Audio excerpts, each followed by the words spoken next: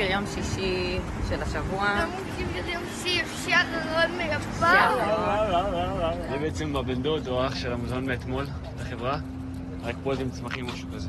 לא אימה? כפי שמסבירים לנו כבר בכניסה, המוזיאון מחולק ל4 אזורים שונים, שהנושא שכל אחד מהם הוא אחד מיסודות הטבע. אנחנו מתחילים עם האזור של המים, שדורש מאיתנו בכניסה אליו להוריד את נעלינו ולהרגיש את המים בכפות רגלינו היחפות. משלוחים פה על מים. דיבור אבא, אחי, זה כמו גן אריה, אבא. מה שקרה, כמו יהודיה. טוב, יפה. זה כל מצד? לא יודע. יפה, הולכים לקריות, זה כמו פופים. איזה מונתי. יפה, עוד קריות. כל פעם הולכים לקריות. יפה, עשיתי שפה כאילו כבר היינו פה אתמול. זה כאילו יפה, אבל כמו אתמול, אתה יודע, למרות שחדש. מכיר את מים. יפה.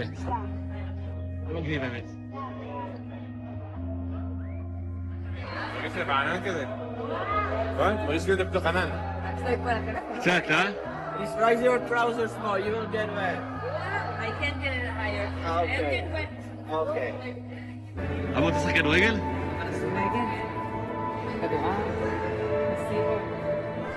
אנחנו ממשיכים גם על האזורים האחרים של המוזיאון, מתפעלים, שופטים, וגם מתנסים בשלל הפעילויות האינטראקטיביות שהמוזיאון כולל בתוכו.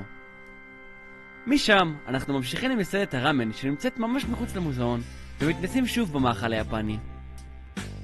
במהרה אנחנו עולים על הרכבת שתיקח אותנו לאי הודייבה, עליו שוכנים מספר קניונים גדולים ומפורסמים, וגם רובוט ענק של גנדאם, שקם לתחייה כמה פעמים ביום לקהל נרגש של תיירים. זהו, כזה זה.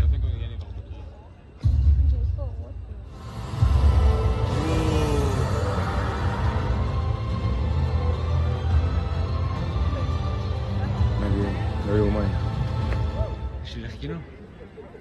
גם גרסה מוקטנת של פסל החירות האמריקאי נמצאת שם, ברנדומליות, לרקע הנוף העירוני של טוקיו, ולרגע כמעט אפשר להתבלבל.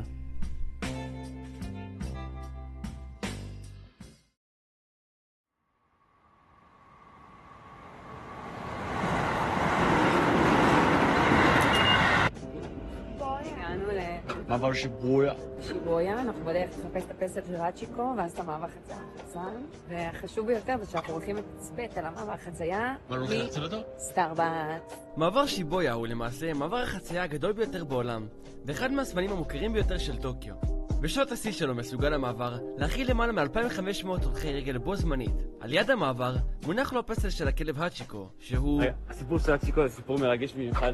סיפור פצם ששמעתי הראשונה רק אתמול על הכלב האצ'יקו, שהבנים שלו מת. אבל כאילו שכבר לדבר כשאני אדבר שקל, לא שומעים אותך, זה לא יעיל.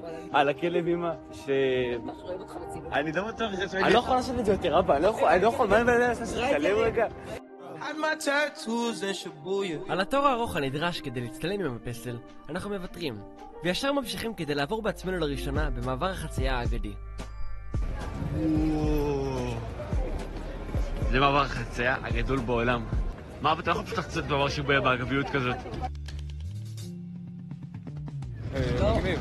אתה איך תמיד תחצים פה, אבא? אתה יודע איזה עבור שלי זה היה? מעבר שיבויה. בסניף הסטארבקס שמתצפת על המעבר, אנחנו עוצרים כדי להתרענן לרגע ומקבלים גם זווית נכבדה מלמעלה. בנוסף לאיזושהי תערוכת קפה פוקימון לא ממש ברורה, השוכנת באותו מבנה שאנחנו מציצים בה.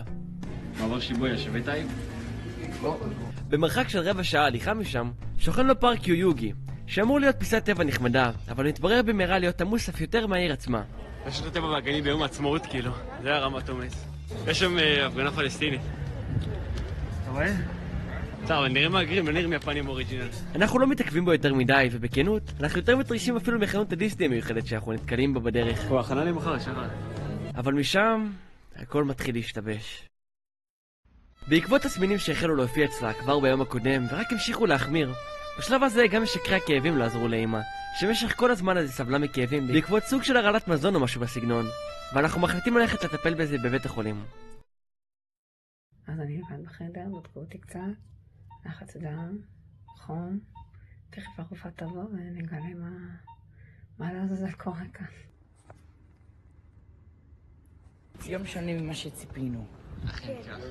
הייתי אמור עכשיו כבר לאכול את זה מגפן מתוק, כאילו מזמן. בסדר, אבל שקד, אדם מתכנן תוכניות, אלוהים אומר לא. משהו כזה. אמא, לא ישקר, לא חשבתי שתשרדי את זה, אמא, אני גאה בך. לאן ממשיכים עכשיו בעצם? איך אנחנו ממשיכים פה, אמא? בוא נלך, אפשר ללכת. יש. בוא נלך. איפה ההר פה אפילו? באופן נורא לא מפתיע, נורא עמוס פה, שזה נורא אופייני ליפן, כי לא מפתיע ליפן. איזה סטייל שלי, אמא, אם יש להם פה?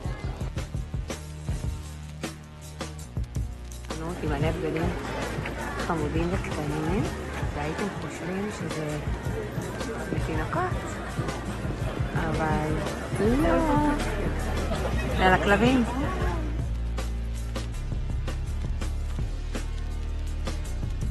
היי, מקדונלדס.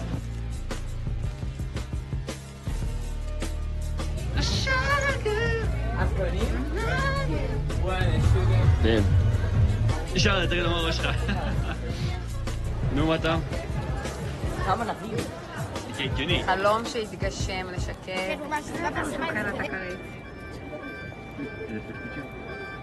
למה לא בשבוע קניה ווסט? חזיר?